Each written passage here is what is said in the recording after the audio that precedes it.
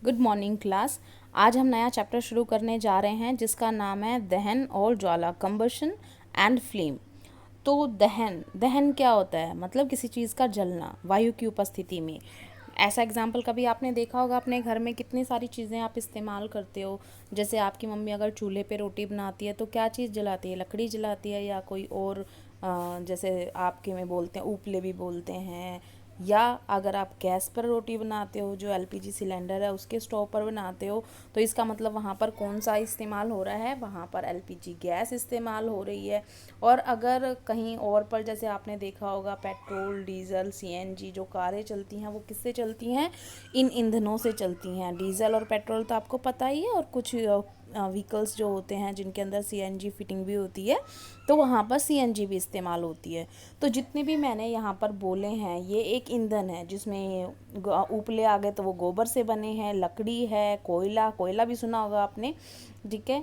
तो कोयला है, कास्ट कोयला, पेट्रोल, डीजल, संपीड़ित प्राकृतिक गैस जिसको हम कंप्रेस्ड नेचुरल गैस बोलते हैं। एलपीजी यहाँ पर नहीं लिख रखा, नहीं तो एलपीजी भी होती है, लिक्विफाइड पेट्रोलियम गैस। तो ये सभी क्या हैं? ये सब ईंधन हैं, ठीक है। तो आज हम इसी के बारे में पढ़ेंगे कि ईंधन कैसे जलते हैं, कैसे ऊष्मा देते हैं, क्या होता है, ठीक है। तो सबसे पहली बात हम आते हैं कि दहन क्या है। दहन मतलब एक तरीके से दहन करना किसे कहते हैं। तो सबसे पहली बात बेटा, जब भी हम किसी चीज़ को जलाते हैं, ठीक है, तो ये प्रोसेस हुआ किस काम करने का? किसी चीज़ को जलाने का। किसकी उपस्थिति में जलेगी? वायु की उपस्थिति में जलेगी। जब वो जलेगी तो हो सकता है वो प्रकाश दे, ऊष्मा दे, ठीक है।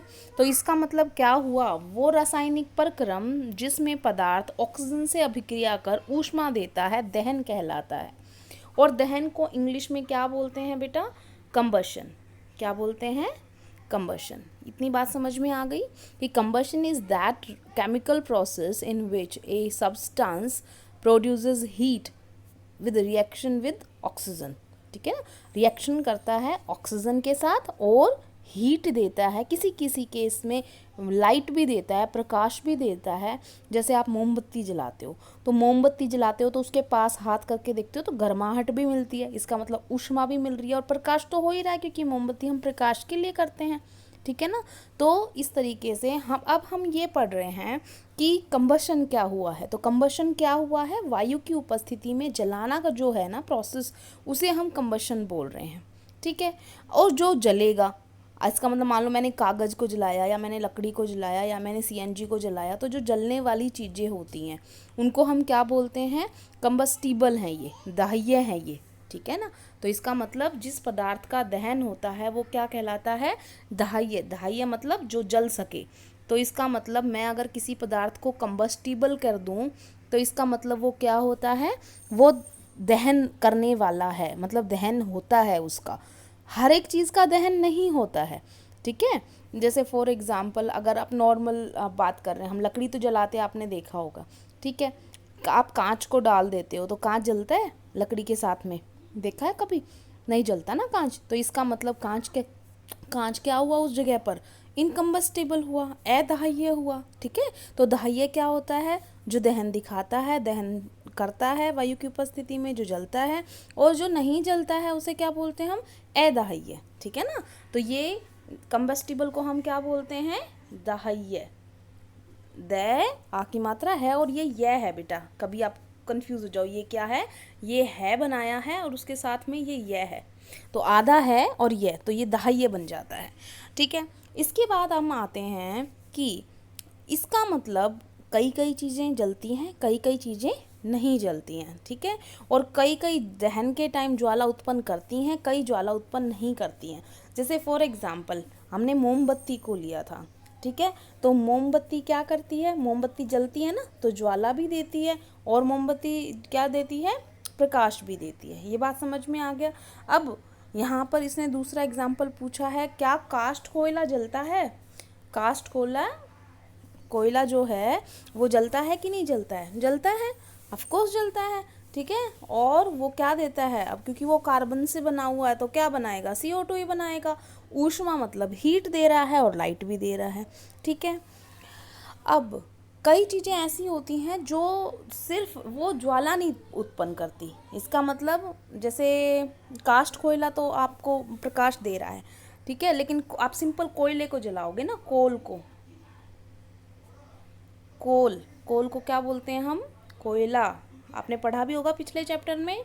जो कोयला है, जब हम इसका दहन करते हैं, इसे जलाते हैं, कंबशन करते हैं इसका, तो ये जलता ज़रूर है लेकिन ये ज्वाला उत्पन्न नहीं करता, ये फ्लेम नहीं जलता। जैसे हम जब मोमबत्ती जलाते हैं तो वो येलो, रेड, ऑरेंज मिक्स करके जो जलती हुई लो आपको दिखाई देती है, जिसे हम लो कहते हैं, ज्वाला कहते हैं, फ्लेम कहते हैं, वो आपको कोयले में दिखाई नहीं देगी।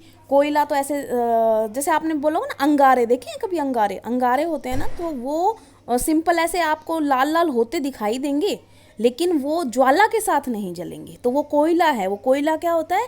जलता ज़रूर है लेकिन वो ज्वाला उत्पन्न नहीं करता, ठीक है ना। तो कई पदार्थ ज्वाला उत्पन्न करते हैं, कई पदार्थ ज्वाला उत्पन्न नहीं करते हैं।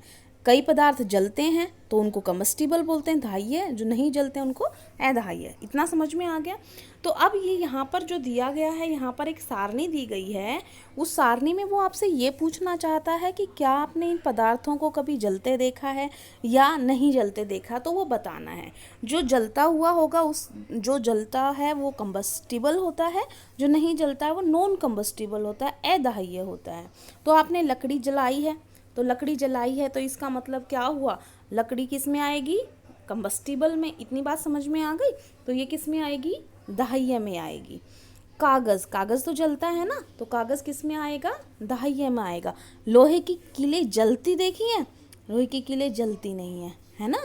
तो आपने कभी देख लेना, आप सिंपल एक कागज़ और एक लोहे की कील दोनों साथ में जला के देख लेना, कागज़ की तो राख हो जाएगी, लोहे की कील वैसी की वैसी रहेगी।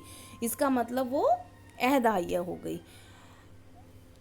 सिर्फ जला रहे हैं हम। आप अगर ये मत सोचना कि हम उसको गर्म ही नहीं कर सकते। गर्म हो रही है लेकिन उसका इतना तापमान जो है ना, वो बहुत बहुत बहुत ज़्यादा होता है। जब वो सिर्फ मेल्ट होती है, जलेगी नहीं, सिर्फ मेल्ट होगी, वो भी बहुत ज़्यादा तापमान पर। इतना तापमान हम नहीं करते नॉर्मल जलाने में, हम इतना इस्तेमाल नहीं करते जो टेम्परेचर। मिट्टी का तेल, मिट्टी का तेल तो दाह्य होता है। जब कभी सर्दी में नहीं होती, आग नहीं पकड़ती, क्योंकि गीली गीली लकड़ी होती है, तो मम्मी डालती है ना थोड़ा सा मिट्टी का तेल, तो वो क्या है? क्योंकि वो आग जल्दी पकड़ लेता है, तो दाह्य होता है। पत्थर का टुकड़ा, पत्थर का टुकड़ा अदाह्य होता है। स्ट्रो, स्ट्रो तो प्लास्टिक की बनी होती है और प्लास्टिक तो जल जाता है ना, तो ये क्या हो गया? दाह्य हो गया। कास्ट कोयला, कास्ट कोयला तो अभी बताया था जलता है, तो ये दाह्य हो गया। माचिस की तिल्लियाँ तो बहुत अच्छी तरीके से जलती हैं, हम तो जलाते हैं क्या, उनसे हेल्प लेते हैं जलाने के लिए, तो इसका मतलब तो बहुत ज़्यादा कम्बस्टिबल होता है। कांच, कांच नहीं होता, वो अदाह्य की श्रेणी में आएगा। ये बात समझ में आ गई? सारणी समझ में आ गई? ठीक है। अब हम आते हैं कि एक्चुअली जलने के लिए हमें किस किस चीज़ की आवश्यकता होती है, ठीक है ना। तो उससे पहले उसने एक क्वेश्चन पूछा है, वो हम देख लेते हैं। क्या क्वेश्चन पूछा है? कि हमारा भोजन जो है वो एक ईंधन है। अभी थोड़ी देर पहले हमने ईंधन की परिभाषा देखी थी। क्या देखी थी ईंधन की परिभाषा? कि जो जलने के बाद क्या प्रदान करेगा? ऊष्मा। वही तो होता है ईंधन। ईंधन क्या होता है? ईंधन को हम क्या बोलते हैं? फ्यूल बोलते हैं ना ईंधन को। तो ईंधन क्या होता है? जिसके जलाने से हमें क्या मिले? ऊष्मा मिले। आप गाड़ी चलाते हो, पेट्रोल डीजल क्यों भरवाते हो? ताकि वो गाड़ी चले, क्योंकि उससे जो ऊष्मा मिलेगी उसी से वो गाड़ी चलेगी। आपने जो रोटी बनानी है वो इसलिए बन रही है क्योंकि नीचे लकड़ी लगाई हुई है। एलपीजी सिलेंडर की गैस खत्म हो जाती है, खाना नहीं बनता है। क्यों नहीं बनता है? क्योंकि गैस ही नहीं है, ईंधन नहीं है। तो इसका मतलब ईंधन का इस्तेमाल किस लिए हो रहा है? ईंधन का इस्तेमाल हो रहा है ताकि एनर्जी बनाई जा सके। एनर्जी हम जो मिल रही है उस ईंधन के जलने से, वो हम इस्तेमाल कर सकें, ठीक है। अब यहाँ पर एक क्वेश्चन दिया हुआ है। क्या अभी जैसे भोजन को उन्होंने ईंधन बताया था, तो वो कैसे बताया था? कि देखो, भोजन जब हम खाना खाते हैं, फॉर एग्जाम्पल ये पर्सन है, इसने खाना खाया, ठीक है ना। तो जब इसने खाना खाया तो खाना पचने के बाद उसे क्या मिलती है? सबसे पहले तो वो जो खाने के अंदर जो कार्बोहाइड्रेट होंगे वो ग्लूकोज में कन्वर्ट होंगे। अगर प्रोटीन होंगे तो अमीनो एसिड्स में कन्वर्ट होंगे। अगर फैट होगा तो फैटी एसिड और ग्लिसरॉल में कन्वर्ट होता है। कहने का तात्पर्य ये है कि आप जो चीज़ खाते हो उसको छोटे छोटे भागों में, बिल्कुल छोटे छोटे टुकड़ों में जिससे वो बना होता है, उसमें भेज दिया जाता है। प्लस इसके साथ क्या मिलती है हमें? एनर्जी मिलती है, ठीक है ना। अब जो ये एनर्जी है ना, ये हम काम करने में इस्तेमाल करते हैं। अगर वही प्रोसेस तो हमने बोला, क्या बोला था कि ईंधन हमें क्या प्रोवाइड करते हैं, ऊष्मा प्रोवाइड करते हैं। ऊष्मा है, एनर्जी की तो फॉर्म होती है ना। तो इसका मतलब क्या हुआ कि हमारा जो खाना है वो हमारे लिए क्या है, ईंधन है। अगर हमें खाना नहीं मिले, अगर 10 दिन तक आपको खाना नहीं मिले, क्या हम सर्वाइव कर सकते हैं? हम नहीं कर सकेंगे। क्यों नहीं कर सकेंगे? क्योंकि हमारा ईंधन ही नहीं मिल रहा हमको। हम भी एक तरीके की मशीन है, हमें ईंधन नहीं मिलेगा, हम काम नहीं करेंगे, ठीक है। इतनी बात समझ में आ गई। तो इसका मतलब क्या हुआ, जो हमारे शरीर में भोजन होता है वो ऑक्सीजन से क्रिया करके क्या होता है, अपघटित मतलब टूट जाता है, ठीक है। और उसके बाद उसे क्या मिलती है, हमारे शरीर को ऊष्मा मिलती है, एनर्जी मिलती है। तो यही परिभाषा थी ना ईंधन की, कि वायु से रिएक्शन करके जो पदार्थ ऊष्मा प्रदान करेंगे वो ईंधन कहलाएंगे, ठीक है। तो इसका मतलब हमारा भोजन भी क्या है, एक ईंधन है। इतनी बात समझ में आ गई। उसके बाद आते हैं हम नेक्स्ट स्टेप पे कि जलने के लिए, दहन का पढ़ रहे हैं ना हम, कि वायु की उपस्थिति में उसको जलाया गया, जब उसने क्रिया की वो जला। तो जलने के लिए किस चीज़ की आवश्यकता होती है वो हम स्टडी करेंगे। तो ये जो आपको एक परिस्थिति दिखाई गई है, क्या है ये, मैं आपको बताना चाहूँगी। यहाँ पर ये जो ध्यान से देखो, पहली स्टेप जो है ए वाला, उसके अंदर एक लकड़ी रखी है, फिर ब्लॉक रखे हैं, और फिर वो चिमनी रखी है। चिमनी है लंबी सी, चिमनी को तुम समझ लो दोनों तरफ से खुली है, ठीक है। तो दोनों तरफ से खुली है, तो यहाँ से भी हवा आ सकती है और यहाँ से भी आ सकती है, क्योंकि इसके अंदर क्या है, इसके अंदर ये ब्लॉक्स रखे हुए हैं और ये ब्लॉक्स उसको ऊंचाई प्रदान कर रहे हैं, तो वो टिका नहीं हुआ। तो नीचे से भी हवा आ रही है, यहाँ से भी हवा आ रही है और यहाँ से भी हवा आ रही है, तो इसको फुल हवा मिल रही है। मोमबत्ती क्या रहेगी, जलती रहेगी आराम से, उसको कोई दिक्कत ही नहीं है, बहुत बढ़िया तरीके से जलेगी। इतनी बात समझ में आ गई। क्यों जलेगी वो अभी बात करेंगे हम, वैसे तो आपको पता है क्यों जलेगी। क्यों जलेगी, क्योंकि वायु से आराम से मिल रही है, और वायु में क्या मौजूद होती है, ऑक्सीजन। और ऑक्सीजन जो होती है वो जलने में मदद करती है। तो इसको तो यहाँ से भी ऑक्सीजन मिल रही है और यहाँ से भी ऑक्सीजन मिल रही है, इसकी तो बिल्कुल कोई कमी नहीं है ऑक्सीजन की। तो ये मोमबत्ती बहुत अच्छी तरीके से जलेगी, ठीक है। फिर उसने दूसरा क्या चेंज किया, उसने ये जो सेकंड जो है, जो बी वाला, इस बी वाले में चेंज किया कि इसका जो ब्लॉक्स लगे हुए थे, ये जो ब्लॉक्स लगे हुए थे ना, ये हटा दिए। अब ये हटा दिए तो क्या हुआ, जो यहाँ से वायु जा रही थी वो हो गई बंद। अब सिर्फ कहाँ से आएगी, थोड़ी बहुत ऊपर से आएगी। इसका मतलब मोमबत्ती जलेगी, लेकिन उसे वायु अब थोड़ी सी क्या मिल रही है, थोड़ी कम मिल रही है। तो वो धीरे धीरे थोड़ी सी ऐसे होती ना, जैसे हिलने सी लग जाती है, ठीक है, ऐसी होने लग जाएगी। अब उसको वायु कम मिलेगी तो वो धुआं भी प्रोड्यूस करेगी। ये भी बात आपने देखी होगी कि जब आपका जो वायु कम मिलती है तो वो चीज़ जो है वो धुआं प्रोड्यूस करने लग जाती है। या आपने घर में भी देखा होगा आराम से, जब आपका गैस सिलेंडर ख़त्म होने वाला होता है, पहला या तो ईंधन पूरी तरीके से ना मिल रहा हो या वायु पूरी तरीके से ना मिल रही हो, दोनों ही कंडीशन में धुआं उत्पन्न होता है, ठीक है। क्योंकि ईंधन जो है वो अच्छी तरीके से जल नहीं पा रहा। तो यहाँ पर जो मोमबत्ती जल रही थी वो अब उसके अंदर प्रॉब्लम क्या आ गई, उसे वायु कम मिल रही है, तो वो फ्लिकर करना शुरू कर देती है, मतलब हिलना शुरू कर देती है, धुआं उत्पन्न करना शुरू कर देती है। जलेगी लेकिन ऐसे जैसे कुछ हो गया है ना। तो वो जो फ्लिकर कर रही है, वो जो धुआं उत्पन्न कर रही है, स्मोक प्रोड्यूस कर रही है, वो इस वजह से क्योंकि उसके अंदर जो अब वायु मिल रही है उसे वो कम मिल रही है, ठीक है। जलती रहेगी इस केस के अंदर भी थोड़ी थोड़ी, ठीक है। लेकिन उससे अगले वाला देखो, देखो यहाँ पर आपको दिखाई भी दे रखा है, यहाँ पर बहुत अच्छी तरीके से ज्वाला दिखाई दे रही है। यहाँ पर क्या हो रही है, वो जैसे बुझने को हो रही हो है, लेकिन बुझने को हो रही है, तो इसका मतलब उसे कम मिल रही है। अगला केस देखो, उसने क्या किया, ऊपर से भी ढक दिया। अब ऊपर से भी ढक दिया तो इधर से भी वायु नहीं आ रही, इधर से भी वायु नहीं आ रही, तो इसका मतलब क्या हुआ, उसे तो वायु ही नहीं मिल रही। और अगर ऑक्सीजन नहीं मिली तो जलने के लिए तो ऑक्सीजन ज़रूरी है ना, और दोनों ही केस में नहीं मिलेगी तो ये मोमबत्ती क्या हो गई, मोमबत्ती बुझ गई। तो अब इतनी बात आपको समझ में आ गई क्या, कि पहले केस में पूर्णतः वायु उसको मिली हुई थी, दोनों तरफ से आ रही थी। इसमें वायु थोड़ा सा कम हो गया था, इस वजह से वो मोमबत्ती की जो ज्वाला है वो हिलने लग गई थी और धुआं उत्पन्न करने लग गई थी मोमबत्ती। और तीसरे केस के अंदर, इस वाले के अंदर, दोनों तरफ से ही दरवाजे बंद हो गए बेचारी के, तो ये मोमबत्ती बुझ गई। तो इस बात से हमने क्या कंक्लूजन निकाला कि हमें दहन के लिए किसकी आवश्यकता होती है, हमें दहन के लिए वायु की आवश्यकता होती है। और वायु में भी पर्टिकुलर किस चीज़ की, अगर आप स्पेसिफिक हो तो ऑक्सीजन की। तो आप डायरेक्ट क्या बोलोगे कि हमें दहन के लिए ऑक्सीजन की आवश्यकता होती है। दहन के लिए किस चीज़ की ज़रूरत होती है, हमें ऑक्सीजन की ज़रूरत होती है। अगर हमें ऑक्सीजन नहीं मिली तो उस पदार्थ का दहन नहीं करवा सकते, हम कंबशन नहीं करवा सकते। तो it is not possible to combustion करवाना in absence of oxygen, combustion नहीं करवा सकते आप, ठीक है ना। ये बात समझ में आ गई। तो यहाँ पर हमने क्या पढ़ा कि कंबशन जो होता है वो वायु की उपस्थिति में होता है, इतना पता चल गया। अब आपसे एक क्वेश्चन उसने पूछा है क्या, कि हमने पढ़ा है कि सूर्य भी जो है वो प्रकाश उत्पन्न करता है, तो क्या ये एक प्रकार का दहन है। हाँ, क्योंकि उसमें क्या होता है, पहले हम ये समझते हैं कि क्या क्वेश्चन पूछा उसने, सूर्य अपनी ऊष्मा और प्रकाश स्वयं उत्पन्न करता है, क्या ये एक प्रकार का दहन है। पहली बात तो हमारी दहन की परिभाषा मैंने हाँ किस लिए बोला था, किसी और चीज़ के लिए। दहन जो है वो क्या होता है बेटा, कंबशन। और हमने क्या बोला, वो ऑक्सीजन की उपस्थिति में, ठीक है ना, ऑक्सीजन की उपस्थिति में पदार्थ जो है उससे अभिक्रिया करता है।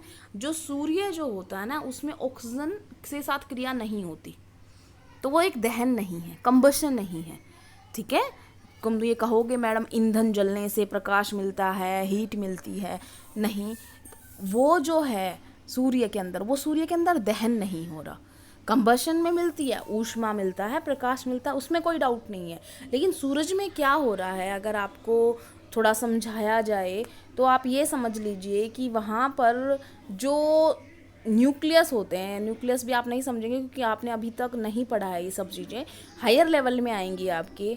एटम और एटम मिल के कुछ बना देते हैं या वो टूट जाते हैं, तब भी ऊष्मा उत्पन्न होती है, ठीक है। तो वो ऊष्मा होती है, वो नाभिकीय ऊष्मा यूज़ हो रही होती है। तो ये जो है सूरज के अंदर ये दहन नहीं होता है, ठीक है ना, दहन नहीं होता है क्योंकि उसमें ऑक्सीजन यूज़ नहीं होती है। तो आप सिंपल ये एक लाइन में लिख सकते हो कि सूर्य के अंदर दहन नहीं होता क्योंकि वहाँ पर वायु उपस्थित नहीं होती है, ठीक है। वहाँ पर आपकी वायु की जगह पे आप ऑक्सीजन बोलो कि ऑक्सीजन नहीं है, कोई ऑक्सीजन से क्रिया नहीं हो रही, इसलिए दहन नहीं हो रहा। सूर्य के अंदर क्या होती है, नाभिकीय अभिक्रियाएं होती हैं, या तो वो एटम जुड़ते हैं, हाइड्रोजन के नाभिकीय भी अभिक्रियाएं दो प्रकार की होती हैं, जो ये पूरा आपके डिटेल में आएगा। तो आपने सिंपल इतना समझना है कि सूरज के अंदर दहन नहीं होता है, नाभिकीय अभिक्रियाएं होती हैं, ठीक है। उसके बाद आते हैं हम कि अब ये पूछ रहा है आपसे कि ये जो आदमी था ये जला, मतलब किसी ऐसी जगह पे था जहाँ पे आग लगी हुई थी, हम वो कंबल लपेट देते हैं उसके चारों तरफ, क्यों करते हैं ऐसा, और आग बुझ जाती है थोड़ी देर में, क्यों करते हैं ऐसा। देखो फॉर एग्ज़ाम्पल, अभी तुम हंसना मत, मैं एक पर्सन बना रही हूँ, ये मैंने मान लो पर्सन बना दिया, ठीक है, ये पर्सन बना दिया और मान लो इसको ये आग लग रही थी, ठीक है। अब आग इसलिए लगी हुई है क्योंकि उसे क्या मिल रही है, चारों तरफ से उसे क्या मिल रही है, ऑक्सीजन। ये बात समझ में आ गई। हमने जब भी हमें कहा जाता है तो हमें ये कहा जाता है कि कंबल ढक दो जलते हुए आदमी के ऊपर, हमने इसके चारों तरफ ये लो कंबल लपेट दिया, ठीक है।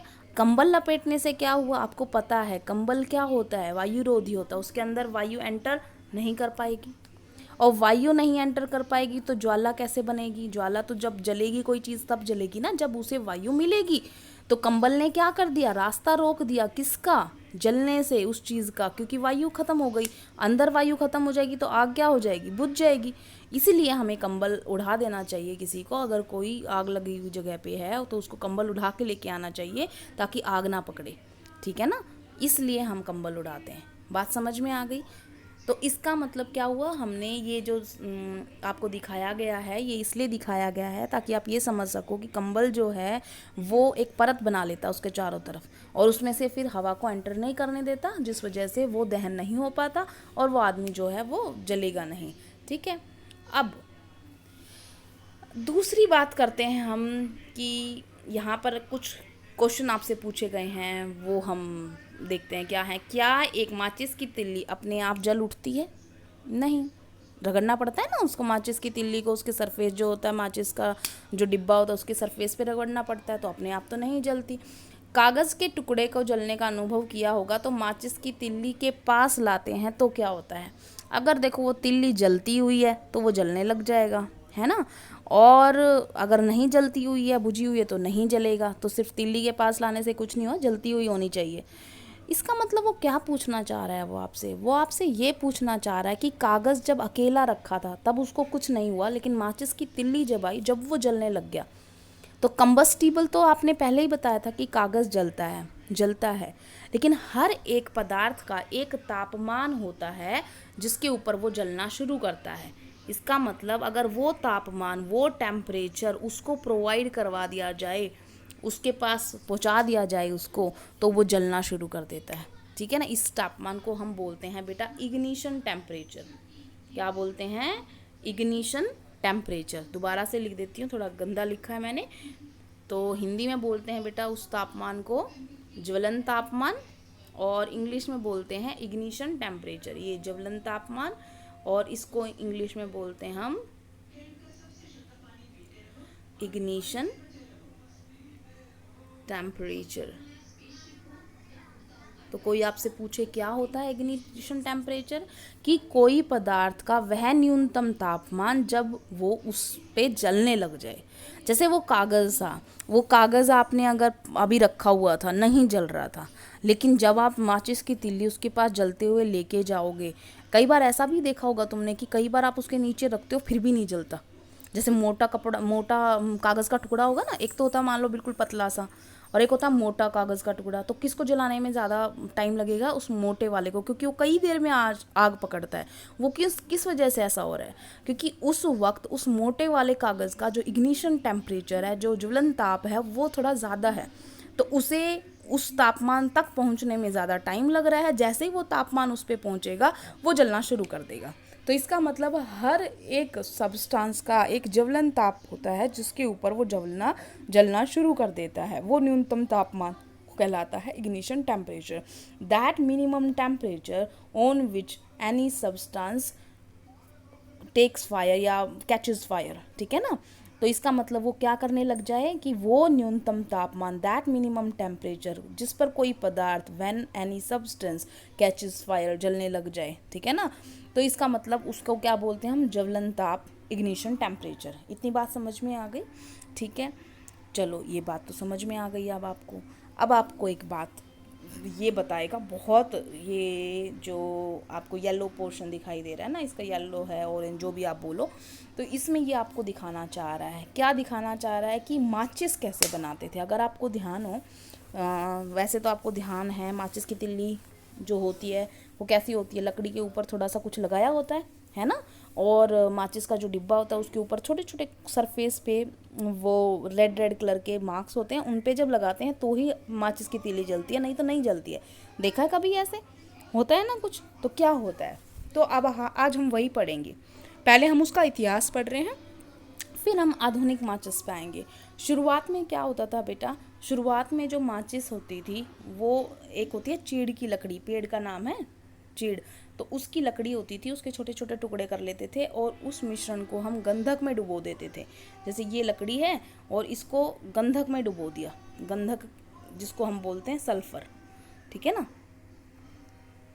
गंधक क्या होता है? सल्फर होता है। तो सल्फर जो होता है वो उसमें डुबो के रखते थे, लेकिन ये ज़्यादा इस्तेमाल नहीं हुआ। शुरुआत में ऐसे करते थे। अब क्या करते हैं? अब हमें क्या चाहिए? हमें तो चाहिए ना जो इंस्टेंट, जो कहीं पर भी यूज़ करी जा सके। तो थोड़े दिन पहले तक, मतलब 300 से 400 साल पहले तक क्या यूज़ होता था? Antimony trisulphide. जो उसके ये माचिस है, इसके ऊपर जो ये लगा होता है ना, इसमें बता रहे हैं क्या है? Antimony trisulphide. एंटीमनी का फॉर्मूला होता है बेटा Sb, ट्राई सल्फाइड। ट्राई मतलब 3 और सल्फाइड मतलब S, सल्फर। तो हम इसको लिखेंगे, मैं दोबारा लिख देती हूँ, SbS3। ठीक है। एंटीमनी ट्राइसल्फाइड हो गया ये। ठीक है। और उसके बाद पोटेशियम क्लोरेट। तो इसके अंदर दूसरी चीज़ क्या हो गई? KClO3, potassium chlorate. इसके फॉर्मूले में यहाँ पर 2 आएगा बेटा, क्योंकि ट्राई सल्फाइड है तो हम इसको वैलेंसी करेंगे। अभी आपको समझ नहीं आएगा मैं क्या बोल रही हूँ। वैलेंसी होती है संयोजकता, जिससे वो कैसे इलेक्ट्रॉन लेगा देगा उस हिसाब से। तो सल्फर 2 लेता है तो हमने क्रॉस मल्टीप्लाई कर दिया। आप उसके चक्कर में मत पड़ो, आप सिर्फ नाम याद रखो, आपको फॉर्मूले याद करने की ज़रूरत नहीं। तो एंटीमनी ट्राई सल्फाइड, इसके अंदर क्या क्या चीज़ें हैं? एंटीमनी ट्राई सल्फाइड, एक पोटाशियम क्लोरेट, और यहाँ पर पहले पुराने ज़माने की बात कर रही हूँ, अभी मत बोल देना वाइट फॉस्फोरस होता है। पहले क्या होता था? वाइट फॉस्फोरस होता था, और फिर उसको थोड़ा सा क्या करते थे, गोंद लगा के चिपका के रख देते थे। और जैसे ही आपको यूज़ करना होता था, आप उसको रगड़ के कोई भी खुरदरी सतह पर रगड़ते थे तो वो आग पकड़ लेता था। क्योंकि जो वाइट फॉस्फोरस होता है ना बेटा, ये बहुत बहुत बहुत ज़्यादा रिएक्टिव होता है, ये बहुत जल्दी आग पकड़ता है। ठीक है, अब प्रॉब्लम क्या है ये समझो आप। जो इनको बनाने वाले हैं, जो माचिस बना रहे होंगे, जिसने वाइट फॉस्फोरस यूज़ कर रखा होगा जहाँ पर माचिस की तिल्लियाँ बन रही हैं, तो आप सोच के देखो, गलती से माचिस की तिल्ली बनाते समय हाथ फर्श से रगड़ खा गया, या कहीं हल्का सा गिर गया, इतनी सी भी हो गया ना, तो वहाँ पर क्या हो जाए, वहाँ पर आग लग सकती है। तो ये बहुत क्या था, बहुत ज़्यादा रिएक्टिव था वाइट फॉस्फोरस, इसलिए अब वाइट फॉस्फोरस वाली माचिस की तिल्लियाँ इस्तेमाल नहीं की जाती हैं। तो अब कौन सी की जाती है? तो अब आते हैं हम हमारी लेटेस्ट वाली पे। हमारी जो लेटेस्ट होती है वो देखते हैं हम क्या होती है। तो हमारी जो तिल्ली भी बना लेते हैं हम, तो ये चीज़ तो वही है, एक तो एंटीमनी ट्राई सल्फाइड, ठीक है, दूसरी क्या थी, पोटाशियम क्लोरेट। लेकिन अब वो जो था, क्या था हमारा, वाइट फॉस्फोरस ना, वो हम इस्तेमाल नहीं करेंगे। क्योंकि मैंने क्या बोला था, वाइट फॉस्फोरस क्या करता है, ज़्यादा रिएक्टिव होता है। तो उसकी जगह पे अब हम क्या करेंगे, अब हमने वाइट फॉस्फोरस को छोड़ दिया। तो ये हमने लिख दिया फॉर्मूला पोटेशियम क्लोरेट का। तो ये दोनों चीज़ें तो होती हैं यहाँ पर, ठीक है। और दूसरी जगह पर जो हमारी माचिस की डिब्बिया होती है, उसके ऊपर ऐसे ऐसे डॉट लगे होते हैं ना, दिखा होगा। तो वो जिस पे माचिस की तिल्ली रगड़ी जाती है, वहाँ उस सतह पर क्या करा जाता है, थोड़ा सा कांच का पाउडर बनाया जाता है। अब कांच तो रफ़ होता है, उसका पाउडर बनाओगे तो रफनेस आएगी, पहली बात। दूसरा, यहाँ पर कौन सा इस्तेमाल करते हैं हम, रेड फॉस्फोरस यूज़ करते हैं। उसका रंग भी देखा होगा आपने, हल्का हल्का रेडिश होता है। तो यहाँ पर जो वाइट फॉस्फोरस की जगह पे क्या इस्तेमाल हो रहा है बेटा, रेड फॉस्फोरस इस्तेमाल होता है। रेड फॉस्फोरस जो होता है, जब उसको रगड़ा जाता है तो वो क्या करेगा, जब उसको रगड़ेंगे हम, मान लो ये जो तिल्ली है ये रेड फॉस्फोरस की यहाँ पे जब रगड़ी जाएगी, तो वो किस में चेंज हो जाता है, उस वक्त जब हम रगड़ेंगे उसको, तो रेड फॉस्फोरस वाइट में चेंज हो जाएगा। और वाइट फॉस्फोरस में चेंज होगा, और फिर वाइट फॉस्फोरस तो आपको पता है ये जलने लग जाता है, तो वो जलने लग जाता है। और उस वक्त इन दोनों की जो वाइट फॉस्फोरस बदला है, तो माचिस की तिल्ली पे क्या हो जाएगी, आग लग जाएगी, क्योंकि वाइट फॉस्फोरस था। तो इसका मतलब क्या हुआ कि ये जो पूरा था वाइट फॉस्फोरस बनने की अभिक्रिया, इतना बना, उसके बाद जो इसके ऊपर जो सामान लगा है ना, जो सारा ये क्या था, एंटीमनी का ट्राईसल्फाइड, ये सब का क्या शुरू हो जाता है, दहन शुरू हो जाता है। ठीक है ना।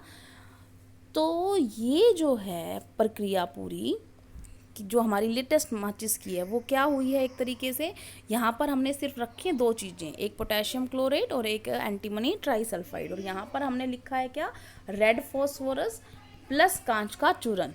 जब आप इस माचिस की तिल्ली को ऐसे रगड़ोगे तो रेड फॉस्फोरस किस में चेंज हो जाएगा, वाइट फॉस्फोरस में।